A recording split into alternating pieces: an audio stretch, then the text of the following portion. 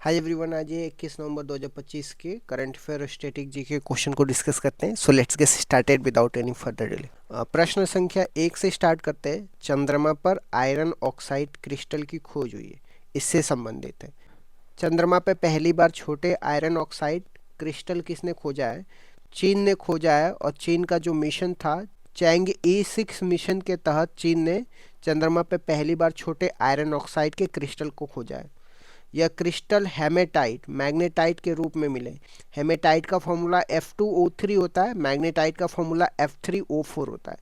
इससे चंद्रमा के वातावरण की पुरानी धारणा बदल सकती है। चंद्रमा के अध्ययन को क्या बोलते हैं? सेलेनोलॉजी कहते हैं। भारत का चंद्रयान 3 मिशन 23 अगस्त को लैंडिंग हुआ था, और जिस पॉइंट पे लैंडिंग हुआ था उसका नाम शिव शक्ति पॉइंट है। 23 अगस्त को हम लोग अंतरिक्ष दिवस मनाते हैं। क्वेश्चन नंबर सेकेंड में आ जाते हैं। Cambridge dictionary word of the year से संबंधित है। वर्ष 2025 का वर्ड ऑफ द ईयर क्या घोषित किया गया है? तो इसका आंसर होगा पैरासोशल होगा। इसका मतलब क्या हुआ है? ऐसा एक तरफा भावनात्मक लगाव जो किसी सेलिब्रिटी से हो जाता है बिना वास्तविक संबंध के। क्वेश्चन नंबर थर्ड में आ जाते हैं। ICC women emerging nation trophy से संबंधित है। आईसीसी महिला इमर्जिंग नेशन ट्रॉफी का पहला संस्करण कहाँ पे प्रारंभ होगा? तो थाईलैंड में प्रारंभ होगा। इसमें कुल 8 टीमें हिस्सा लेंगी, और थाईलैंड की राजधानी बैंकॉक है। यहाँ की मुद्रा बाहाट है। थाईलैंड को बोला जाता है व्हाइट एलिफेंट का देश बोला जाता है, तो ये भी पॉइंट आप ध्यान में रखना। क्वेश्चन नंबर फोर्थ में आ जाते हैं। वाईफाई 7 एयरपोर्ट से संबंधित है।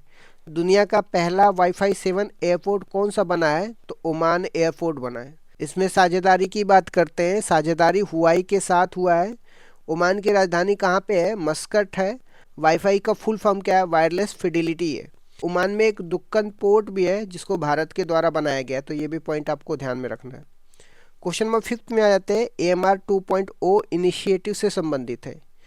दवा प्रतिरोधी संक्रमणों से निपटने के लिए AMR इनिशिएटिव पहली बार कब लॉन्च हुआ था? तो 2017 में लॉन्च हुआ था। AMR को क्या बोलते हैं? एंटी माइक्रोबियल रेजिस्टेंस बोलते हैं। गलत एंटीबायोटिक्स उपयोग से रोगाणु रेजिस्टेंस होते हैं। गलत एंटीबायोटिक उपयोग से रोगाणु रेजिस्टेंस हो जाते हैं। नए संस्करण की बात करते हैं 2025 से 29 तक का। के भारत का रेड लाइन कैंपेन की बात करते हैं, तो इस एंटीबायोटिक पर लाल लाइन है। क्वेश्चन नंबर 6 में आ जाते हैं। QS सस्टेनेबिलिटी रैंकिंग 2026 से संबंधित है। QS world university sustainability ranking 2026 में भारत में शीर्ष स्थान किसका है? तो IIT दिल्ली का है। वैश्विक टॉप की बात करते हैं तो लुअंड यूनिवर्सिटी है स्वीडन की। IIT दिल्ली की रैंक की बात करते हैं तो ये वर्ल्ड में 205 रैंक है इसका। टॉप 200 में भारत की कोई भी यूनिवर्सिटी नहीं है QS सस्टेनेबिलिटी रैंकिंग 2026 में। क्वेश्चन नंबर 7 में आ जाते हैं। गोवा में IFI से संबंधित है। तो गोवा में IFI का कौन सा संस्करण आयोजित होगा?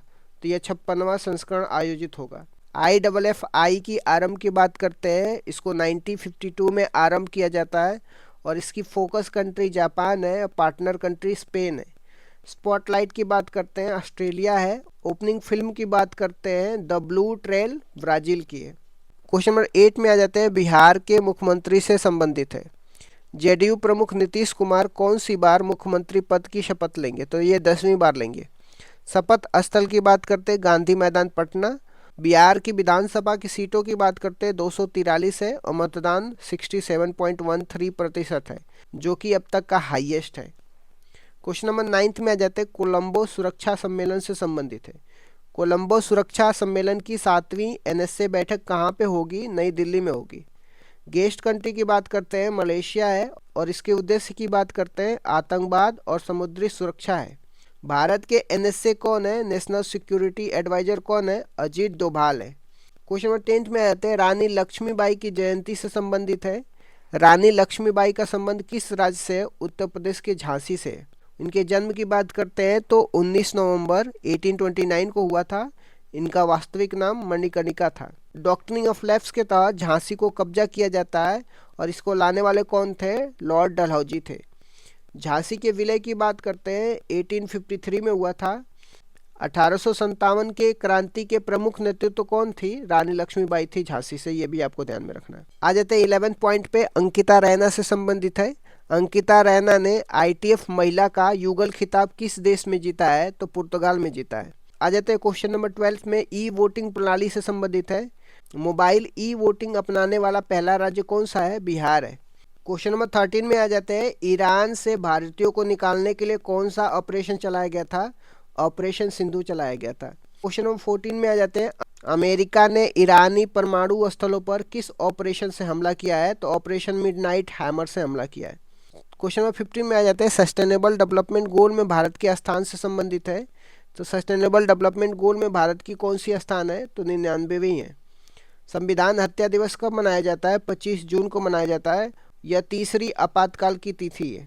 क्वेश्चन नंबर 17 में आ जाते हैं, सबसे बड़े गति शक्ति कार्गो टर्मिनल का उद्घाटन कहाँ पे हुआ है? मानेश्वर, हरियाणा में हुआ है। जनजातीय खेल सम्मेलन पहली बार कहाँ पे आयोजित हुआ है? लद्दाख में आयोजित हुआ है। इंडियन पोस्ट पेमेंट बैंक को कौन सा अवार्ड मिला है? तो डिजिटल पेमेंट अवार्ड 2024-25 मिला है। राष्ट्रपति ने राष्ट्रपति तपोवन निकेतन का उद्घाटन कहाँ पे किया है? तो इसका आंसर देहरादून होगा। हेली धूमकेतु का पहला अभिलेख भारत के किस मंदिर में मिला है? मल्लिका अर्जुन स्वामी मंदिर, आंध्र प्रदेश में मिला है। शिखर धवन की पुस्तक का नाम क्या है? द वन है। हुरुन ग्लोबल यूनिकॉर्न इंडेक्स में भारत का कौन सा स्थान है? तीसरा स्थान है। भारत का सबसे बड़ा एनिमल ओवरपास कॉरिडोर कहाँ अनावरण हुआ है? तो रणथंभौर टाइगर रिजर्व में। जानवी जिंदल ने कितने गिनीज रिकॉर्ड बनाए हैं? तो 11 रिकॉर्ड बनाए हैं। इनकी खेल की बात करते हैं, यह स्केटिंग से संबंधित है। स्टैटिक जी के वन लाइनर में आ जाते हैं, कवक और शैवाल का सहजीवन लाइकेन कहलाता है। रक्त परिसंचरण तंत्र की खोज किसने करी थी? विलियम हार्वे ने करी थी। दूधिया रंग की अभिक्रिया की बात करते हैं, कैल्शियम हाइड्रोक्साइड को, जिसको बुझा हुआ चूना बोलते हैं, इसमें कार्बन डाइऑक्साइड प्रवाहित करने पे कैल्शियम कार्बोनेट बनाता है। बस चलने पर पीछे गिरना न्यूटन के प्रथम नियम, जड़त्व के नियम का उदाहरण है। अंटार्कटिका की सर्वोच्च चोटी माउंट विंसन मैसिफ है। अरल सागर जो है कजाकिस्तान और उज्बेकिस्तान के बीच में स्थित है। वंदे मातरम पहली बार 1896 में कांग्रेस के कलकत्ता अधिवेशन में गाया गया। 1896 में कलकत्ता अधिवेशन के अध्यक्ष रहमतुल्ला सियानी थे। डांडेकर रस समिति की बात करते हैं, जो गरीबी पावर्टी से संबंधित समिति है। अन्य गरीबी समितियां की बात करते हैं, जिसमें लकड़वाला समिति है, सुरेश तेंदुलकर समिति है, रंगराजन समिति है।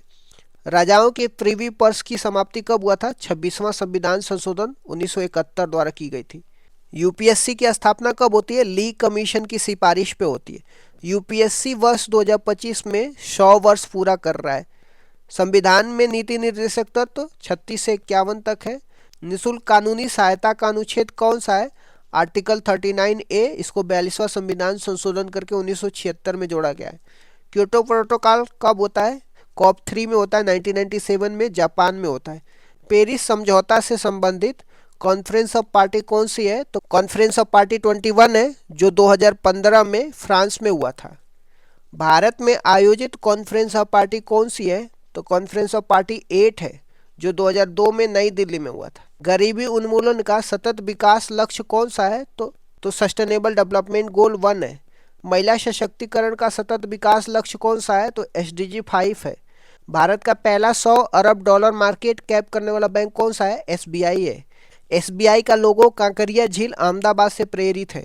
SBI के ऐप की बात करते योनो ऐप है। SBI का ब्रांड एम्बेसडर कौन है? महेंद्र सिंह धोनी है।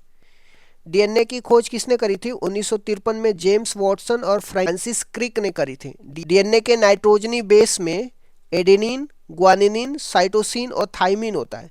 एडेनिन किससे जुड़ा होता है? थाइमिन से डबल बॉन्ड से जुड़ा होता है। ग्वानिन किससे जुड़ा होता है? साइटोसिन से ट्रिपल बॉन्ड से जुड़ा होता है। डीएनए का शर्करा घटक कौन सा है? डीऑक्सी शर्करा है। डीएनए का बहुलक किसे बोलते हैं? न्यूक्लियोइड को बोलते हैं। भारत का 91st शतरंज ग्रैंड मास्टर कौन है? राहुल VS है। फाइड का मुख्यालय कहाँ पे है? लुसार्ट, स्विट्जरलैंड में। फाइड का अध्यक्ष कौन है? विश्वनाथ आनंद है। अफ्रीकन यूनियन का मुख्यालय कहाँ पे है? अदिस अबाबा, इथोपिया में। अफ्रीकन यूनियन G20 में शामिल कब हुआ था? 2023 में हुआ था। ANRLM योजना कब प्रारंभ हुआ था? 2011 में। इसका नाम 2016 में बदला गया था। अंटार्कटिका में अनुसंधान केंद्र भारत के कौन से हैं? भारती और मैत्री है। मेघालय का प्रसिद्ध त्यौहार कौन है? 100 ड्रम फेस्टिवल है, जो गारो समुदाय के द्वारा मनाया जाता है। खासी समुदाय का त्यौहार कौन है? नोग्रेम फेस्टिवल है। भारत का पहला निजी रेलवे स्टेशन कौन है? गोमती नगर, उत्तर प्रदेश। विश्व रेडियोग्राफी दिवस कब मनाते हैं? 8 नवंबर को। इसी दिन एक्सरे की खोज हुई थी 1895 में। उत्तराखंड की स्थापना कब हुआ था? 9 नवंबर 2000 को। पहला नाम इसका उत्तरांचल था। राष्ट्रीय विधिक सेवा दिवस 9 नवंबर को। नालसा की स्थापना दिवस भी मनाया जाता है। नालसा की स्थापना कब होता है? 1995 में होता है। अधिनियम की बात करते हैं 1987 के अधिनियम के तहत। दांडेकर रस समिति का दांडेकर रस समिति के दांडेकर रस समिति का विषय क्या है? गरीबी रेखा के दांडेकर रस समिति का विषय क्या है? गरीबी रेखा का निर्धारण करना। भारत की पहली फीफा टैलेंट एकेडमी लड़कियों के लिए हैदराबाद में स्थापित होगा। DNRLM अपनाने वाला पहला देश इथोपिया है। बाइब कोटिंग शब्द को वर्ड ऑफ द ईयर घोषित किया किसने? कॉलिंस डिक्शनरी ने। एडल गिव हुरून इंडिया परोपकारी सूची 2025 में प्रथम स्थान किसको मिला? शिवनादर को मिला, जिनका संबंध SCL से है। हम लोग नोबेल पुरस्कार 2025 के विजेताओं और उससे संबंधित तथ्य के बारे में अध्ययन करेंगे। ट्रिक के माध्यम से उसको याद भी करेंगे। मेडिसिन में 3 लोगों को नोबेल पुरस्कार मिला है। मेरी ब्रैंडको को, फ्रेंड रमल्स को, शिमोन साकागुची को मिला है। पुरस्कार के जीतने का कारण बात करते हैं। पेरिफेरल ह्यूमन टॉलरेंस से संबंधित उनकी खोजों के लिए पुरस्कार दिया गया। तिथि घोषणा की बात करते हैं। ये 6 अक्टूबर 2025 को इसकी घोषणा हुई थी। कैसे इसको ट्रिक से याद कर सकते हैं? मैरी ने पैड और शिमोन को बुलाया इम्यून टॉलरेंस पढ़ाने के लिए। मैरी से मैरी ब्रांड को हो जाएगा। पैड से क्या होगा? फ्रेड रसम्स हो जाएगा। और शिमोन से क्या होगा? शिमोन साकागुची को हो गया। मैरी से मैरी ब्रांड को हो जाएगा। पैड से फ्रेड हो जाएगा। शिमोन से शिमोन साकागुची हो जाएगा।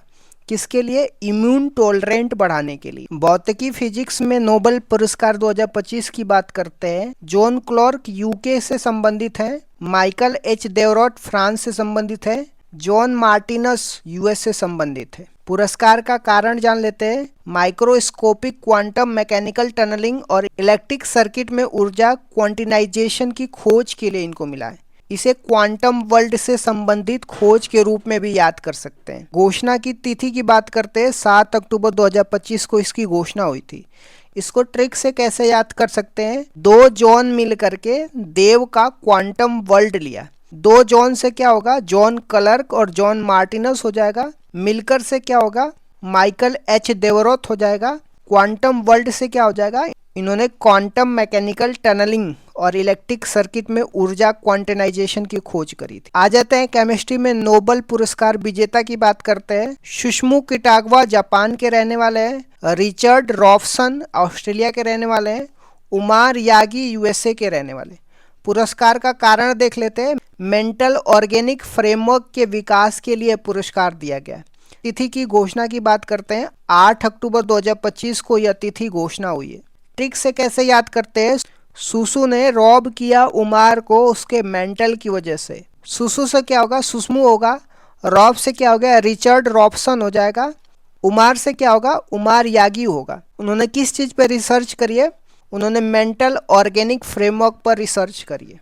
लिटरेचर में नोबेल पुरस्कार की बात करते हैं। इसके विजेता कारा पुरोकाई हैं। कौन से देश के? ये हंगरी से बिलोंग करते हैं। पुरस्कार के कारण की बात करते हैं। उन्होंने दूरदर्शी लेखक विजनरी ऑथर के लिए यह पुरस्कार दिया गया। तिथि की घोषणा की बात करते हैं। 8 अक्टूबर 2025 को इसकी घोषणा हुई थी। और इसको ट्रिक से कैसे याद करते हैं? लास्ट क्रो से याद कर सकते हैं। एल से लिटरेचर और क्रो से क्या होगा? क्रो से कारापुरोकाई होगा।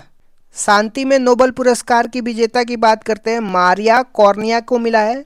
ये वेनेजुला देश से बिलोंग करती है। पुरस्कार की कारण की बात करते हैं।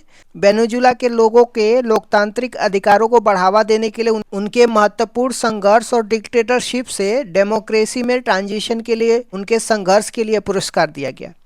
तिथि की घोषणा की बात करते हैं। 10 अक्टूबर 2025 को इसकी घोषणा हुई थी। ट्रिक से कैसे याद कर सकते हैं?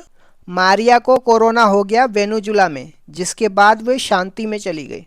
अर्थशास्त्र में नोबेल पुरस्कार की बात करते हैं। घोषणा की तिथि की बात करते हैं। 13 अक्टूबर 2025 को यह घोषणा हुआ था और उसी दिन दिया भी गया था। विजेता और योगदान की बात करते हैं। जोएल मोकर को मिला है। ये US के रहने वाले हैं। मूल रूप से नीदरलैंड में जन्मे थे। इन्हें आधा नोबेल पुरस्कार मिला है। जोएल मोकर को आधा नोबेल पुरस्कार मिला है। कारण क्या था? तकनीकी प्रगति के माध्यम से सतत विकास के लिए पूर्व आवश्यकताओं की पहचान करने के लिए। 2 और लोगों को मिला है आधा में। फिलिपी एग्लियन फ्रांस के रहने वाले हैं, पीटर हाउइट कनाडा के रहने वाले। ये दोनों संयुक्त रूप से आधा नोबेल पुरस्कार को साझा करते हैं। कारण क्या है? रचना क्रिएटिव डिस्ट्रक्शन के माध्यम से सतत विकास के सिद्धांत के लिए। इसको ट्रिक से कैसे याद करते हैं? Joy tells through philosophy how it grows. यहाँ पे ग्रोस का अर्थ ग्रोथ होगा, तो जॉय से क्या होगा? जॉय से होगा जोएल होगा। फिलोसफी से क्या होगा? फिलिपी एग्लिनियन होगा। हाउ इट से क्या होगा? पीटर हाउ इट होगा। किसके लिए दिया गया है? सस्टेनेबल ग्रोथ के लिए दिया गया। इस तरीके से आप नोबेल प्राइज को याद कर सकते हैं। अब आ जाते हैं भारतीय संविधान के कुछ इंपॉर्टेंट आर्टिकल, अनुच्छेद के बारे में। भाग 1 की बात करते हैं, इसमें संघ और उसका राज्य क्षेत्र है, जो अनुच्छेद 1 से 4 तक है। अनुच्छेद 1 में भारत का नाम इंडिया, जो कि भारत बताया गया है, और इसे राज्यों का संघ कहा गया है। संविधान में हिंदुस्तान शब्द का उपयोग नहीं किया गया है। अनुच्छेद 2 में नए राज्यों का भारत में प्रवेश, जैसे सिक्किम को शामिल किया गया था। अनुच्छेद 3 में नए राज्यों का निर्माण, जो वर्तमान राज्यों की सीमाओं और नामों का परिवर्तन करना। अनुच्छेद 4 में अनुच्छेद 2 और 3 के तहत कानून बनाने की शक्ति संसद के पास होगी। भाग 2 की बात करते हैं, इसमें नागरिकता से संबंधित है। अनुच्छेद 5 से लेकर 11 तक नागरिकता सिटीजनशिप से संबंधित प्रावधान दिए गए। अनुच्छेद 9 में यदि कोई व्यक्ति स्वेच्छा से किसी विदेशी राज्य की नागरिकता लेता है तो उसकी भारतीय नागरिकता समाप्त हो जाएगी। अनुच्छेद 11 में नागरिकता संबंधित कानून बनाने की शक्ति संसद के पास है, और इसी के तहत नागरिकता संशोधन अधिनियम 1955 आया था। भाग 3 की बात करते हैं, जिसमें मौलिक अधिकार दिया है, जिसको फंडामेंटल राइट बोलते हैं। अनुच्छेद 12 से लेकर के 35 तक। अनुच्छेद 13 में कोई भी कानून जो मौलिक अधिकारों के असंगत हो वह समाप्त हो जाएगा। यहीं से न्यायिक पुनरावलोकन, जिसको जुडिशियल रिव्यू की शक्ति मिलती है। अनुच्छेद 14 में विधि के समक्ष समानता की बात करता है, यानी कानून के सामने सभी लोग समान होंगे। अनुच्छेद 15 में धर्म, मूल, वंश, जाति, लिंग, जन्म के आधार पर भेदभाव को रोक लगाने से संबंधित है। अनुच्छेद 16 में लोक नियोजन, सरकारी नौकरियों में अवसर की समानता, इसमें आरक्षण का प्रावधान दिया गया है। अनुच्छेद 17 में अस्पृश्यता, छुआछूत का अंत किया गया है। अनुच्छेद 18 में उपाधियों की अंत की बात किया जाता है, जिसमें सेना और एजुकेशनल उपाधियों को छोड़ करके। अनुच्छेद 19 क्लॉज 1 क्लॉज ए में बोलने और अभिव्यक्ति की स्वतंत्रता की बात किया जाता है। अनुच्छेद 21 में प्राण और दैहिक स्वतंत्रता का अधिकार दिया गया है। निजता का अधिकार, राइट टू प्राइवेसी, इसी में शामिल किया गया है। अनुच्छेद 21 ए में 6 से 14 वर्ष के बच्चों के लिए शिक्षा का अधिकार, जिसको 86वें संविधान संशोधन द्वारा 2002 में जोड़ा गया था। अनुच्छेद 23 में मानव के दुर्व्यापार, अनुच्छेद 23 में मानव के दुर्व्यापार और बलात् श्रम, जिसको जबरन मजदूरी बोलते हैं, इस पर रोक लगाने की बात किया जाता है। अनुच्छेद 24 में कारखानों आदि में बच्चों के नियोजन पर प्रतिबंध लगाने की बात किया जाता है। अनुच्छेद 32 की बात करते हैं, संवैधानिक उपचारों का अधिकार दिया है। डॉक्टर भीमराव अम्बेडकर ने इसे संविधान की आत्मा कहा है, और इसी के तहत सुप्रीम कोर्ट मौलिक अधिकारों की रक्षा के लिए 5 तरह की रीट जारी करता है। अब आ जाते हैं भाग 4 में। तो भाग 4 में राज्य के नीति निर्देशक तत्व दिए गए, जिसको डीपीएसपी बोलते हैं। अनुच्छेद 36 से लेकर के 51 तक डीपीएसपी के बारे में मेंशन किया जाता है। अनुच्छेद 37 में डीपीएसपी न्यायालय में अपरिवर्तनीय है। इसका मतलब ये है कि फंडामेंटल राइट का उल्लंघन होता है तो आप डायरेक्टली सुप्रीम कोर्ट में जा सकते हैं, लेकिन डीपीएसपी का वायलेशन होने पे आप सुप्रीम कोर्ट में नहीं जा सकते। अनुच्छेद 39 ए में सामान्य न्याय और निःशुल्क विधिक सहायता की बात करते हैं, जिसको फ्री लीगल एड बोलते हैं। अनुच्छेद 40 में ग्राम पंचायतों के गठन की बात किया जाता है। अनुच्छेद 44 में नागरिकों के लिए एक समान सिविल संहिता, जिसको यूनिफॉर्म सिविल कोड बोलते हैं, दिया गया है। अनुच्छेद 48 ए में पर्यावरण संरक्षण और संवर्धन वन्य तथा वन्य जीवों की रक्षा से संबंधित है। अनुच्छेद 50 में कार्यपालिका से न्यायपालिका का पृथक्करण की बात किया जाता है। अनुच्छेद 51 में अंतर्राष्ट्रीय शांति और सुरक्षा को बढ़ावा देना भारत की विदेश नीति का आधार है। अब आ जाते हैं भाग 5 में, जो संघ की बात किया जाता है। अनुच्छेद 52 से लेकर के 151 के बीच में दिया गया है। अनुच्छेद 52 में भारत का एक राष्ट्रपति होगा, ऐसा मेंशन किया जाता है। अनुच्छेद 61 में राष्ट्रपति पर महाभियोग, इम्पीचमेंट की प्रक्रिया से संबंधित प्रावधान दिए गए। अनुच्छेद 72 में राष्ट्रपति की क्षमादान की शक्ति दिया गया है, जो राष्ट्रपति मृत्युदंड को भी माफ कर सकते हैं। अनुच्छेद 76 में भारत का महान्यायवादी, जिसको अटॉर्नी जनरल ऑफ इंडिया बोलते हैं, दिया गया है। आर्टिकल 79 में संसद के गठन की बात किया जाता है, जिसमें राष्ट्रपति, लोकसभा, राज्यसभा को मिला करके संसद बनता है। अनुच्छेद 108 में संसद की संयुक्त बैठक, ज्वाइंट सिटिंग की बात किया जाता है। अनुच्छेद 110 में धन विधेयक, मनी बिल की परिभाषा दिया हुआ है। अनुच्छेद 112 में वार्षिक वित्तीय विवरण, जिसको बजट बोलते हैं, बजट का प्रावधान दिया गया है। अनुच्छेद 123 में राष्ट्रपति की अध्यादेश जारी करने की शक्ति दिया गया है, जिसको ऑर्डिनेंस बोलते हैं। अनुच्छेद 124 में उच्चतम न्यायालय, जिसको सुप्रीम कोर्ट की स्थापना और गठन से संबंधित प्रावधान दिए गए। अनुच्छेद 139 में उच्चतम न्यायालय एक अभिलेख न्यायालय, कोर्ट ऑफ रिकॉर्ड होगा। अनुच्छेद 143 में उच्चतम न्यायालय से परामर्श करने की राष्ट्रपति की शक्ति दी गई है। अनुच्छेद 148 में भारत का नियंत्रक एवं महालेखा परीक्षक की बात करता है, जिसको कैग बोलते हैं, कंट्रोलर एंड ऑडिटर जनरल बोलते हैं। अब आ जाते हैं भाग 6 में, जो राज्य के बारे में दिया गया है। अनुच्छेद 152 से लेकर के 237 तक राज्य के बारे में दिया गया है। अनुच्छेद 153 में राज्यों के राज्यपाल से संबंधित है। अनुच्छेद 161 में राज्यपाल की क्षमादान शक्ति के बारे में दिया गया है और राज्यपाल मृत्युदंड माफ नहीं कर सकते हैं।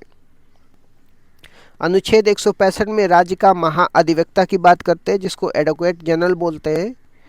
अनुच्छेद 213 में राज्यपाल की अध्यादेश जारी करने की शक्ति दिया गया है। अनुच्छेद 214 में राज्यों के लिए हाई कोर्ट के बारे में दिया गया है।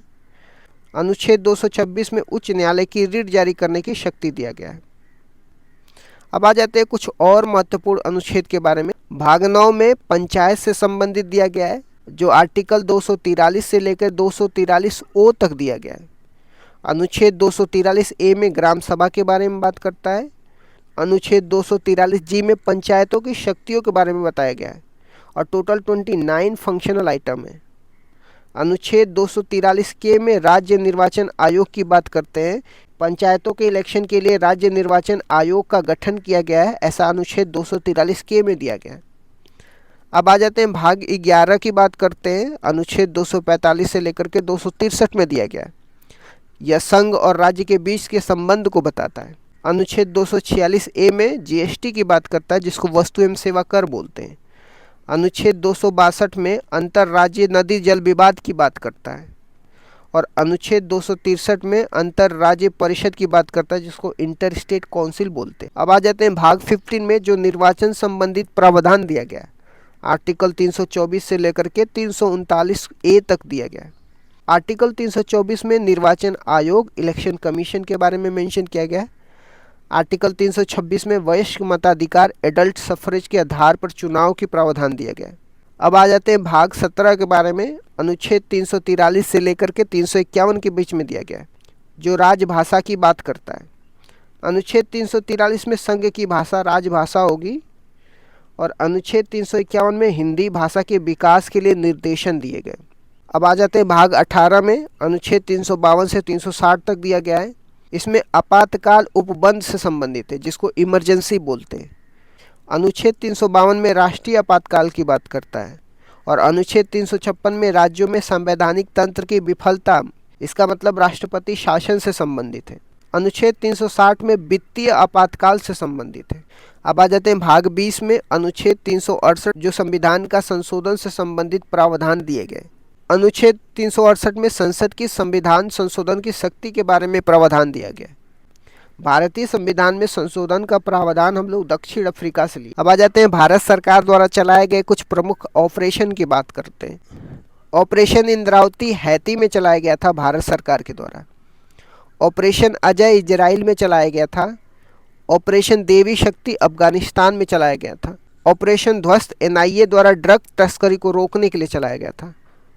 ऑपरेशन कामधेनु जम्मू कश्मीर में मवेशी तस्करी को रोकने के लिए चलाया गया था। ऑपरेशन करुणा म्यांमार में चलाया गया था। ऑपरेशन कावेरी सूडान में चलाया गया था। ऑपरेशन गंगा यूक्रेन में चलाया गया था। ऑपरेशन केरल में एंटीबायोटिक के अधिक उपयोग को रोकने के लिए चलाया जाता है। ऑपरेशन दोस्त तुर्की और सीरिया में भूकंप के बाद सहायता के लिए चलाया जाता है। ऑपरेशन सर्वशक्ति की बात करते हैं तो इसका आंसर अगर पता है आपको तो इसका आंसर आप दीजिए। जीवाणु बैक्टीरिया से होने वाले प्रमुख रोगों के नाम बताइए। जीवाणु से होने वाले रोग प्लेग, डिप्थीरिया, तपेदिक टीबी, काली खांसी, टिटनेस, टाइफाइड, कुष्ठ रोग, न्यूमोनिया, हैजा, सिप्लिस, गोनेरिया है। काली मौत किस रोग को कहा जाता है? तो काली मौत प्लेग को कहा जाता है। टीबी तपेदिक से संबंधित महत्वपूर्ण तथ्य क्या है? तो टीबी के लिए बीसीजी बेसिलस कोलमेट गुरीन का टीका लगाया जाता है। भारत सरकार का लक्ष्य 2025 तक टीबी को खत्म करना है। टिटनेस रोग को और किन नामों से जाना जाता है? तो टिटनेस रोग को लॉकजा, जिसको जबड़ा लॉक होना या धनुष्टाकार रोग भी कहा जाता है। टाइफाइड की जांच के लिए कौन सा टेस्ट है? टाइफाइड की जांच, जिसे मियादी बुखार भी कहते हैं, इसकी जांच के लिए विंडोल टेस्ट किया जाता है। हैजा रोग किस जीवाणु से होता है? इसमें शरीर का कौन सा अंग प्रभावित होता है? हैजा विब्रियो कोलेरी नामक जीवाणु से होता है। इसमें उल्टी, दस्त होते हैं और आंतें प्रभावित होती है, जिसका इलाज के लिए ओआरएस का घोल दिया जाता है। रेबीज रोग को अन्य किस नाम से जाना जाता है? तो रेबीज रोग को हाइड्रोफोबिया कहते हैं, क्योंकि इसमें मरीज को पानी से डर लगता है। इसके टीके की खोज लुईस पास्चर ने की थी। चिकन पॉक्स, जिसको छोटी माता कहते हैं, किस वायरस से होता है? चिकन पॉक्स वेरिसेला वायरस से होता है, जिसमें शरीर पर लाल दाने हो जाते हैं। डेंगू किस मच्छर से फैलता है? इसमें कौन सी चीज़ की कमी हो जाती है? डेंगू एंडीज इजिप्टीज मच्छर से फैलता है। इसके वायरस का नाम अर्बो वायरस है और इस रोग में शरीर में प्लेटलेट्स की कमी हो जाती है। भारत पोलियो मुक्त कब घोषित हुआ है? भारत 2014 में पोलियो मुक्त घोषित कर दिया गया था। एड्स किस वायरस से होता है? इसके लिए कौन सा टेस्ट किया जाता है? एड्स ह्यूमन इम्यूनोडिफिशियंसी वायरस से होता है। इसकी जांच के लिए शुरुआती टेस्ट में एलिसा टेस्ट और कंफर्मेशन के लिए वेस्टर्न ब्लॉट टेस्ट किया जाता है। स्वाइन फ्लू और बर्ड फ्लू के वायरस का नाम क्या है? स्वाइन फ्लू के वायरस का नाम H1N1 वायरस है। बर्ड फ्लू के वायरस का नाम H5N1 है। प्रोटोजोआ से होने वाले रोग कौन से हैं? तो प्रोटोजोआ से होने वाले रोग पायरिया, कालाजार, मलेरिया, पेचिस और सोने की बीमारी, अनिद्रा रोग आते हैं। मलेरिया रोग का वाहक कौन है और इसमें कौन सी दवा दी जाती है? मलेरिया रोग का वाहक मादा एनाफ्लीज मच्छर है और इसका कारण प्लाज्मोडियम परजीवी है। इसमें शरीर का आरबीसी, जिसको लाल रक्त कोशिकाएं बोलते हैं, प्रभावित होती है और इसकी दवा कुनैन है। कवक, जिसको फंगस बोलते हैं, कवक से होने वाले रोग कौन से हैं? कवक से होने वाले रोग गंजापन, दाद, दमा, खाज, खुजली और एथलीट फूट जैसे रोग होते हैं। हीमोफीलिया और वर्णांधता, कलर ब्लाइंडनेस कैसे रोग है? यह दोनों अनुवांशिक रोग है जो एक पीढ़ी से दूसरी पीढ़ी में जाते हैं।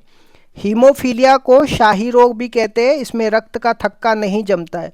वर्णांधता में व्यक्ति रंगों में भेद नहीं कर पाता है। इन दोनों रोगों की वाहक महिलाएं होती है। जनगणना की बात करते हैं। भारत में जनगणना की शुरुआत कब और किसके कार्यकाल में हुई थी? तो भारत में जनगणना की शुरुआत 1872 में वायसराय लॉर्ड मायो के कार्यकाल में शुरुआत हुई थी। वैज्ञानिक और दशकीय आधार पर जनगणना की शुरुआत कब और किसके कार्यकाल में हुई थी? वैज्ञानिक और दशकीय आधार पर हर 10 वर्ष में जनगणना की शुरुआत 1881 में वायसराय लॉर्ड रिपन के कार्यकाल में हुई थी। 2011 की जनगणना का क्रम क्या था? 2011 की जनगणना कुल मिला के 15वें क्रम की थी, स्वतंत्र भारत के हिसाब से 7वें क्रम की थी और दशक के आधार पर 14वें क्रम की थी। महाविभाजक वर्ष किसे कहा जाता है और क्यों? 1921 को महाविभाजक वर्ष कहा जाता है क्योंकि 1911 से 21 के दशक में अकाल और महामारियों के कारण जनसंख्या वृद्धि न्यूनतम रही है। जनसंख्या बढ़ने के बजाय घट रही थी। 2011 की जनगणना के आयुक्त और आदर्श वाक्य क्या थे? तो आयुक्त चंद्रमौली साहब थे और आदर्श वाक्य हमारी जनगणना हमारा भविष्य, आर सेंसस आर फ्यूचर है। 2011 की जनगणना के अनुसार भारत की कुल जनसंख्या दशकीय वृद्धि दर कितनी थी? कुल जनसंख्या की बात करते 121.09 करोड़ थी, जिसमें भारत चीन के बाद दूसरे स्थान पे था। दशकीय वृद्धि दर की बात करते हैं 2001 से 2011 तक 17.7% थी। सर्वाधिक और न्यूनतम जनसंख्या वाला राज्य कौन से थे? तो सर्वाधिक जनसंख्या वाला राज्य उत्तर प्रदेश, जिसमें 16.51% और इसके बाद महाराष्ट्र, बिहार और पश्चिम बंगाल है। न्यूनतम जनसंख्या वाला राज्य सिक्किम है जिसमें 0.05%। इसके बाद मिजोरम और अरुणाचल प्रदेश है। सर्वाधिक और न्यूनतम दशकीय वृद्धि दर वाला राज्य कौन से थे? सर्वाधिक दशकीय वृद्धि दर वाला राज्य मेघालय है जिसका 27.9% वृद्धि दर है। न्यूनतम ऋणात्मक वृद्धि वाला नागालैंड है जिसमें -0.6% वृद्धि दर थी। यह एकमात्र राज्य था जहां जनसंख्या वृद्धि दर ऋणात्मक थी। भारत की जनसंख्या घनत्व कितना है? सर्वाधिक और न्यूनतम जनसंख्या घनत्व वाला राज्य कौन से हैं? तो भारत की जनसंख्या घनत्व 382 व्यक्ति प्रति वर्ग किलोमीटर है। सर्वाधिक जनसंख्या घनत्व बिहार का है, 1106 व्यक्ति प्रति वर्ग किलोमीटर है। न्यूनतम जनसंख्या घनत्व वाला राज्य अरुणाचल प्रदेश है जिसमें 17 व्यक्ति प्रति वर्ग किलोमीटर है। भारत का लिंगानुपात कितना है? सर्वाधिक और न्यूनतम लिंगानुपात वाले राज्य कौन से हैं? भारत का लिंगानुपात की बात करते हैं 943 महिलाएं प्रति 1000 पुरुष पे है। सर्वाधिक लिंगानुपात की बात करते हैं केरल का है, 1084 महिलाएं हैं प्रति 1000 पुरुष पे। न्यूनतम लिंगानुपात की बात करते हैं हरियाणा है जिसमें 879 महिलाएं हैं प्रति 1000 पुरुष पे। भारत की साक्षरता दर कितनी है? सर्वाधिक और न्यूनतम साक्षरता वाला राज्य कौन से हैं? तो भारत की साक्षरता दर 73% है। पुरुष की साक्षरता दर की बात करते हैं 80.09% है और महिला की साक्षरता दर की बात करते हैं 64.60% है। सर्वाधिक साक्षरता की बात करते हैं केरल का है 94% है और न्यूनतम साक्षरता बिहार का है 61.80% है। सर्वाधिक अनुसूचित जाति वाला राज्य कौन से है? तो संख्या के आधार पर उत्तर प्रदेश है, प्रतिशत के आधार पर पंजाब है। राज्य की जनसंख्या का 32% जनसंख्या पंजाब में अनुसूचित जाति का है। सर्वाधिक अनुसूचित जनजाति जनसंख्या वाला राज्य कौन से है? संख्या के आधार पर मध्य प्रदेश सर्वाधिक अनुसूचित जनजाति वाला राज्य है। प्रतिशत के आधार पर मिजोरम है जिसकी राज्य की 94% जनसंख्या शेड्यूल ट्राइब की है। पंचवर्षीय योजना के बारे में मैंने डिस्कस तो किया है बट एक बार फिर से मैं पंचवर्षीय योजना के बारे में रिवीजन करा देता हूँ। पहली पंचवर्षीय योजना 1951 से 56 तक थी। इसकी मुख्य विशेषताएं क्या थी? इसका टाइम पीरियड की बात कर, यह योजना 1 अप्रैल 1951 से लेकर के 1956 तक चली थी। मॉडल की बात करते हैं, यह हेरोल्ड डोमर मॉडल पर आधारित थी और इसका प्रारूप KN राज ने तैयार किया था। उद्देश्य क्या था पहली पंचवर्षीय योजना का?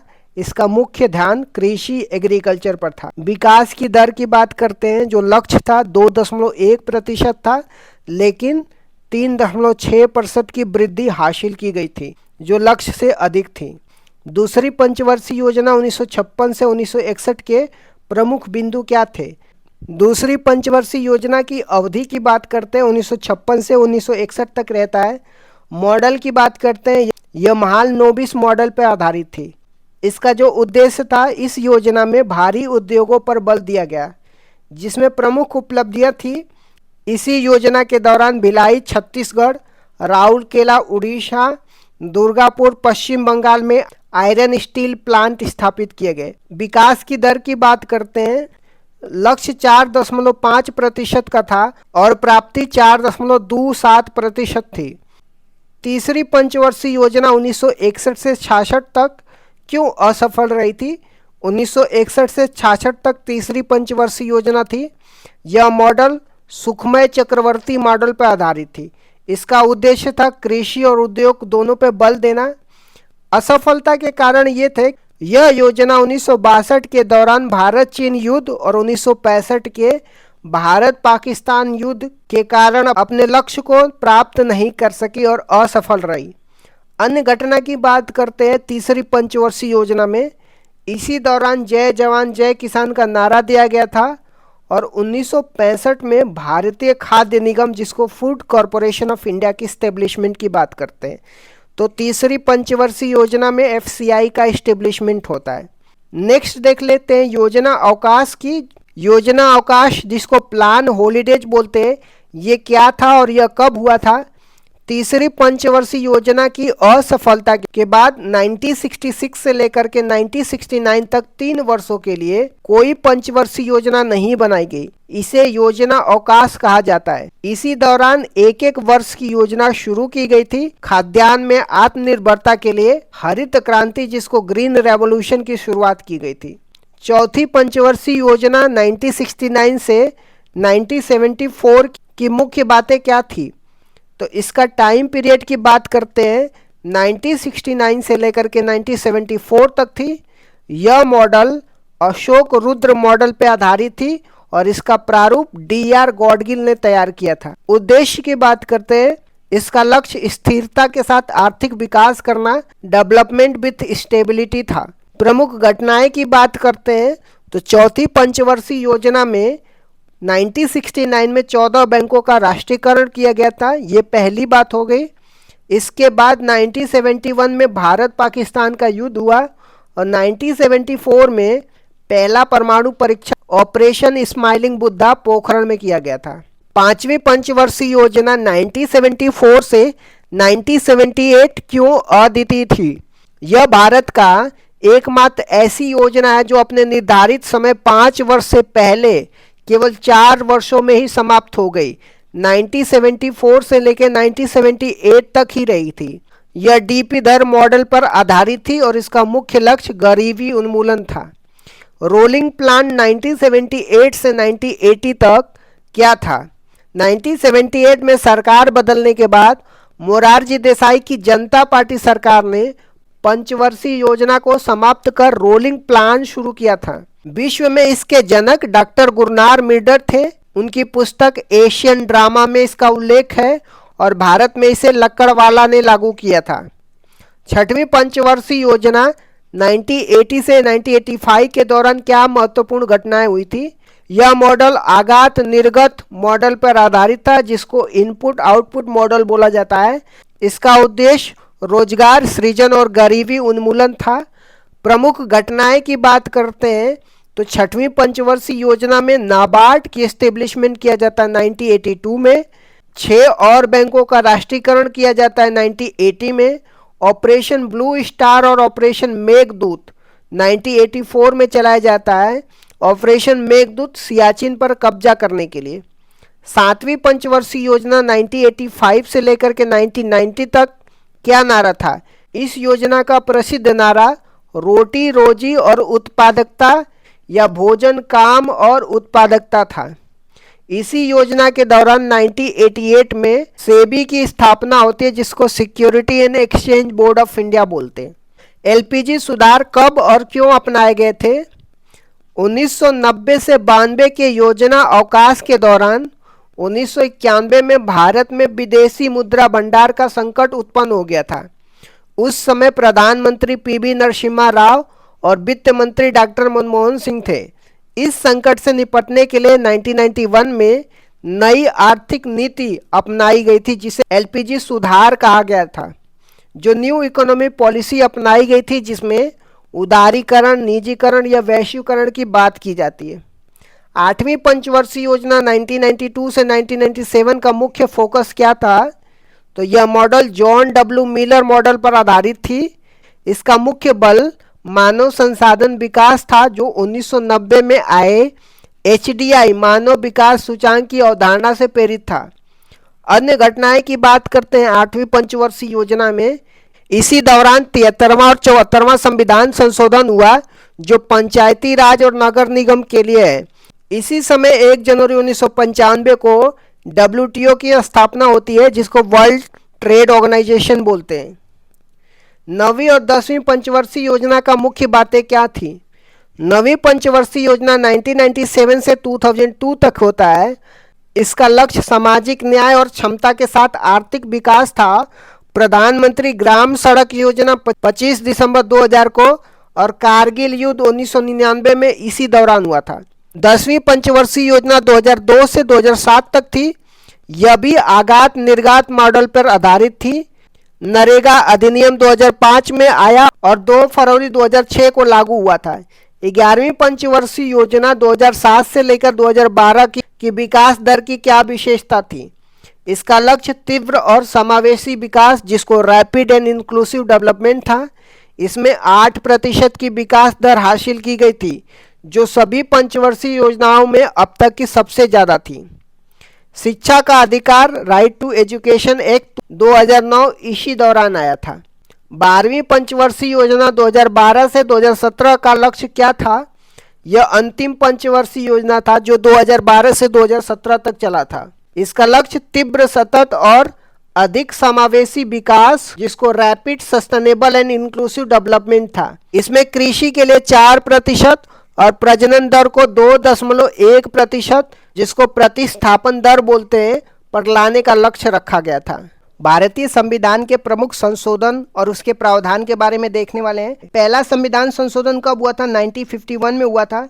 संविधान में 9वीं अनुसूची जोड़ी गई थी, जिसका संबंध भूमि सुधार से है। अनुच्छेद 15 क्लॉज 4 भी जोड़ा गया, जो सामाजिक और शैक्षिक रूप से पिछड़े वर्गों के लिए आरक्षण का प्रावधान करता है। 7वां संविधान संशोधन 1956 में राज्य पुनर्गठन से संबंधित है। यह प्रावधान किया गया कि 2 या 2 से अधिक राज्यों के लिए एक राज्यपाल हो सकता है। इस समय भारत में 14 राज्य और 6 केंद्र शासित प्रदेश थे।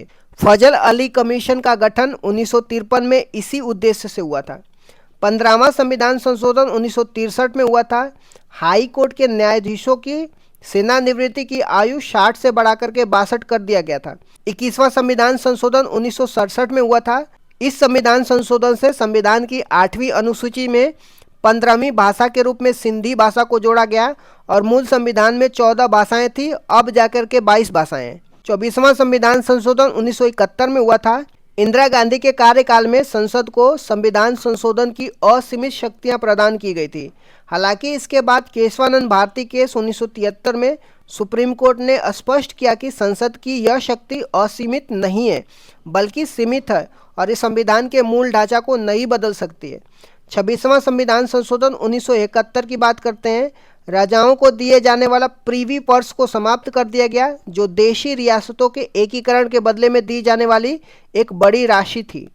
36वां संविधान संशोधन 1975 में सिक्किम को भारत का पूर्ण राज्य बनाया गया और ये भारत का 22वां राज्य सिक्किम बन के आया था।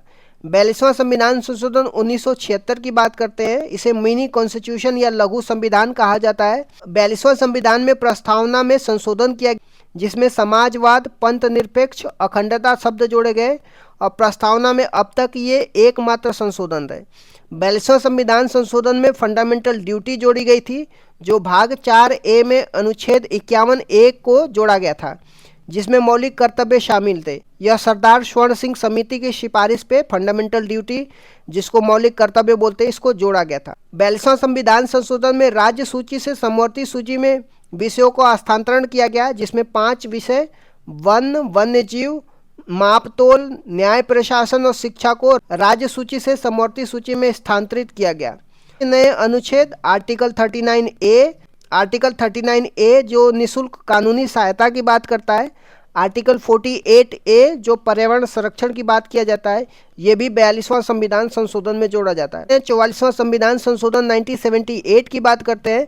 ये मोरारजी देसाई के कार्यकाल में हुआ था। इसमें संपत्ति के अधिकार में बदलाव किए जाते हैं। संपत्ति के अधिकार को मौलिक अधिकार की सूची से हटा करके इसे कानूनी अधिकार, जिसको लीगल राइट बनाया गया, जो अब अनुच्छेद 300A में है। पहले इसमें आर्टिकल 30 पहले संपत्ति का अधिकार आर्टिकल 31, पहले संपत्ति का अधिकार अनुच्छेद 31 में था। राष्ट्रीय आपातकाल, नेशनल इमरजेंसी की बात करते हैं। इसमें राष्ट्रीय आपातकाल के लिए आंतरिक अशांति के स्थान पे सशस्त्र विद्रोह शब्द का प्रयोग किया गया। राष्ट्रीय आपातकाल लगने के लिए कैबिनेट की लिखित अनुमति को अनिवार्य किया गया। संविधान में कैबिनेट शब्द की पहली बार उल्लेख इसी संशोधन में हुआ था। आ जाते हैं 52वां संविधान संशोधन की बात करते हैं, जो 1985 में हुआ था।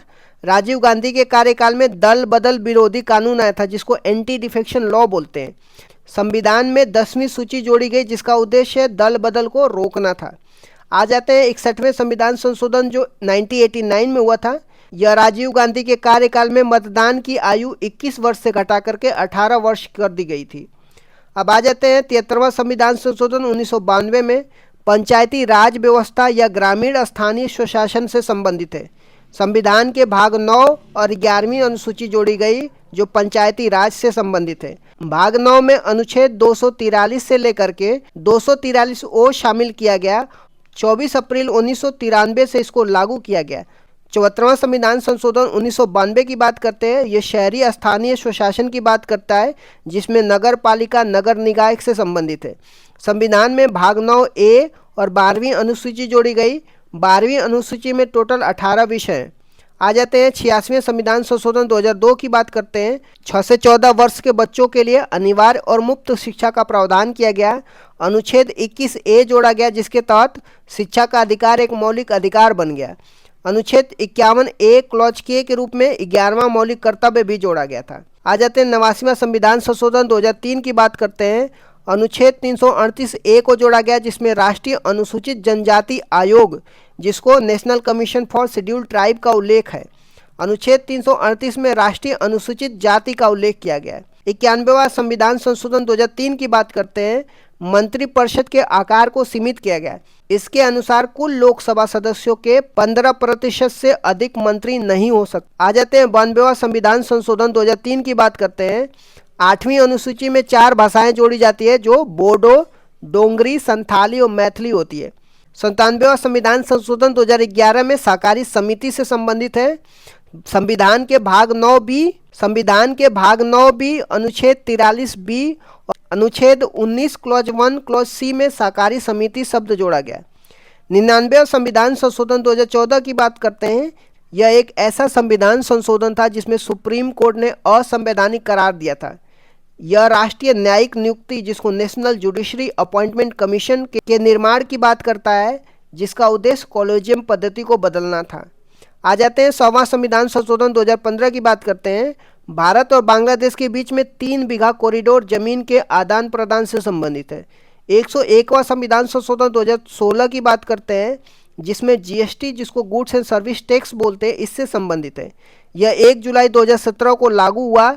विजय केलकर समिति के सिफारिश पर यह आया था। संविधान में अनुच्छेद 246 ए जीएसटी का उल्लेख है और अनुच्छेद 279 ए जो जीएसटी काउंसिल का उल्लेख, जिसका प्रमुख भारत के वित्त मंत्री होता है, ये सब जोड़ा गया। 102वां संविधान संशोधन 2018 की बात करते हैं। इसमें आर्टिकल 338 बी जोड़ा गया, जिसमें राष्ट्रीय पिछड़ा वर्ग आयोग की बात करता है। इसमें यह निर्धारित किया गया कि कौन सी जाति पिछड़ा वर्ग में आएगी और यह अधिकार केंद्र सरकार का होगा। आ जाते हैं 103वां संविधान संशोधन 2019 की, जो आर्थिक रूप से कमजोर वर्ग, जिसको इकोनॉमिकली वीकर सेक्शन बोलते हैं, 10% आरक्षण की बात किया जाता है। संविधान में अनुच्छेद 15 क्लॉज 6 संस्थाओं में प्रवेश के लिए आरक्षण और अनुच्छेद 16 क्लॉज 6 सरकारी नौकरियों में आरक्षण की बात किया जाता है। आ जाते हैं 104वां संविधान संशोधन 2019 की, जिसमें लोकसभा और विधानसभा में एंग्लो इंडियन के लिए आरक्षित सीटों को समाप्त कर दिया गया। अनुसूचित जाति, अनुसूचित जनजाति के लिए आरक्षण को 10 साल के लिए क्या कर दिया गया, बढ़ा दिया गया। आ जाते हैं 105वां संविधान संशोधन 2021 की। यह 102वें संविधान संशोधन में संशोधन करता है। यह राज्य सरकारों को यह अधिकार देता है कि वो अपनी स्वयं की राज्य सूची में शामिल की जाने वाली पिछड़े वर्गों की जातियों की पहचान कर सके, जो शक्ति 102वें संविधान संशोधन में केंद्र के पास दी गई थी। राष्ट्रपति ने 18 अगस्त 2021 को इस पर हस्ताक्षर कर दिया था। आ जाते हैं 106वां संविधान संशोधन 2023 की। इसे नारी शक्ति वंदनम अधिनियम के नाम से भी जाना जाता है। यह 128वां विधेयक था। इसका उद्देश्य लोकसभा और विधानसभा में महिलाओं को 33% आरक्षण प्रदान करना है। इसे अर्जुन मेघवाल ने पेश किया था और राष्ट्रपति ने इसे 28 सितंबर 2023 को सहमति दे दी थी। यह अगला परिसीमन 2026 के बाद लागू होने वाले चुनाव में लागू होगा। आ जाते हैं 129वां संविधान संशोधन विधेयक की। ये संविधान संशोधन विधेयक है जो प्रस्तावित किया गया है। भारत का नवीनतम विधेयक है। जो यह 1 नेशन 1 इलेक्शन की बात किया जाता है, जो एक राष्ट्र एक चुनाव से संबंधित है। यह रामनाथ कोविंद कमेटी की सिफारिश पर पेश किया गया था।